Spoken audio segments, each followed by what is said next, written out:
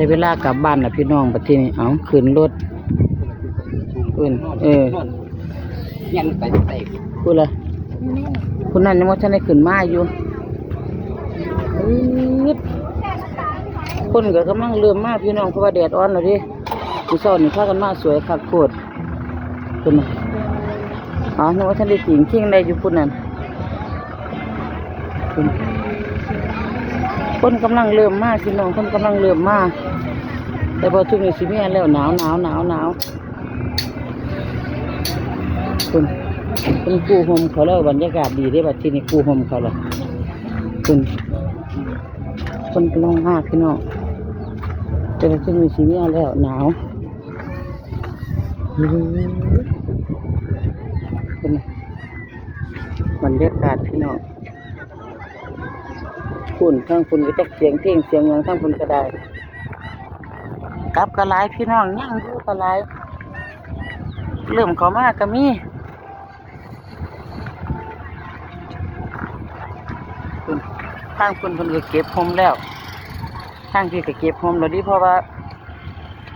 มันบรรยากาศดีแล้วเขาก็เก็บโฮมไปเมื่อบ้านมันขึ้นรถ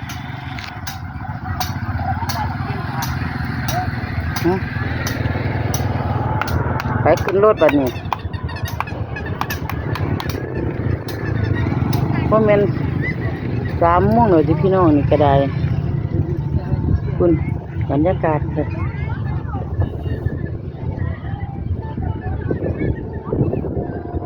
ที่จอดรถฟรีว่าสั้น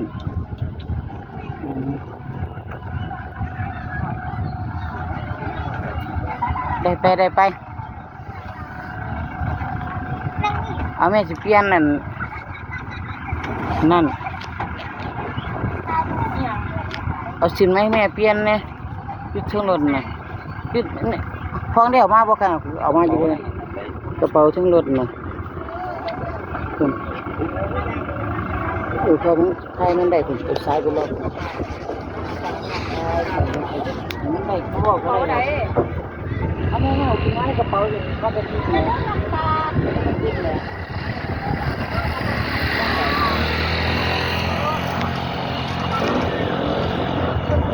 ยายมือฉันที่ขาวมากเลย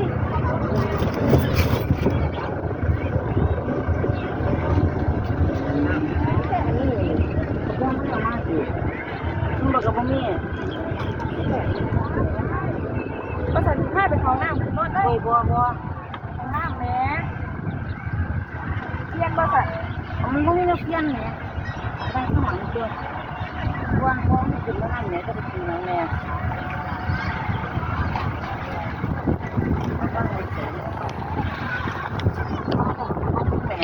ข้างหลังเนี่ย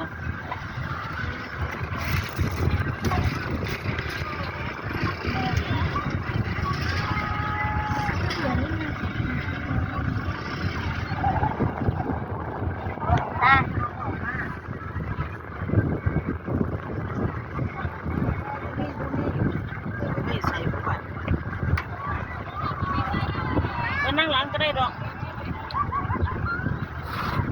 เดี๋ยวขามาเนี่ย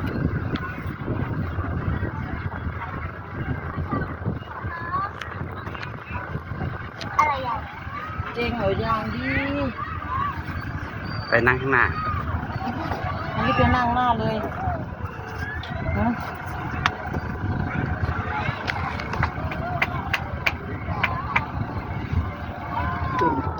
กลับบ้านนี่แบบจริงกลับบ้านแล้วพี่น้องกับบรรยากาศไม่เพื่อนๆในเบื้องค่ะผู้เด็กก็จะมาเที่ยวเด้อค่ะหาดน้นยาวหนองบัวลำพูอำเภอโนนสังคนมาหลายค่ะพี่น้องยังไม่สงกรานต์นี่เพิ่นก็สิมีคอนเสิร์ตมีผู้นั้นผู้นี้มาแล้วเบิ่งซุ่มกลับบ้านค่ะ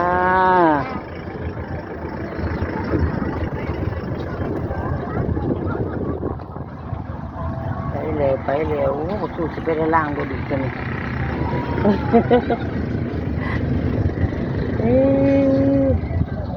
ยายนั่งดีๆนะนั่งดีนั่งดีแย่งตังมาดิยายนั่งด้วย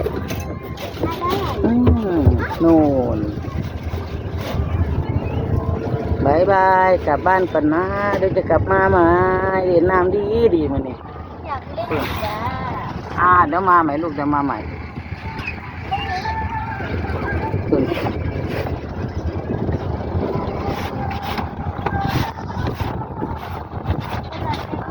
หาดต้นยาวจังหวัดหนองบัวลำพูค่ะ